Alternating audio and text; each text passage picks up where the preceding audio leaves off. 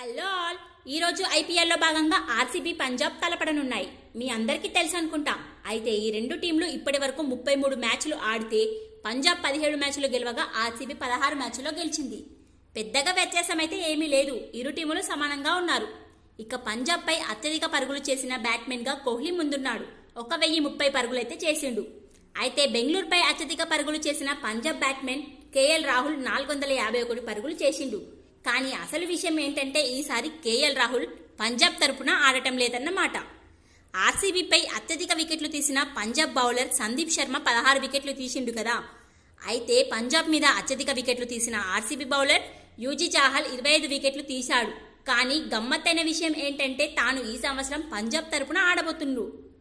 మొన్న పంజాబ్ కోల్కతాతో జరిగిన మ్యాచ్లో తక్కువ స్కోర్ను కాపాడుకొని గెలిచి రికార్డ్ సృష్టించిన విషయం మనందరికీ తెలిసిందే. ఇక ఈసారి ఆర్సీబీ మంచి ఫామ్లో ఉంది. కానీ హోమ్ గ్రౌండ్లో జరిగిన 2 మ్యాచ్లను ఓడిపోయింది. మరి ఈ రోజుటి మ్యాచ్లో గెలుస్తుందో లేదో చూడాలి. సో ఫ్రెండ్స్, ఈ రోజు జరిగే మ్యాచ్లో ఎవరు గెలవబోతున్నారని మీరు అనుకుంటున్నారో కామెంట్ చేయండి. వీడియోని లైక్ చేయండి, షేర్ చేయండి, సబ్స్క్రైబ్ చేసుకోవడం మాత్రం మర్చిపోకండి ప్లీజ్. Thank you all.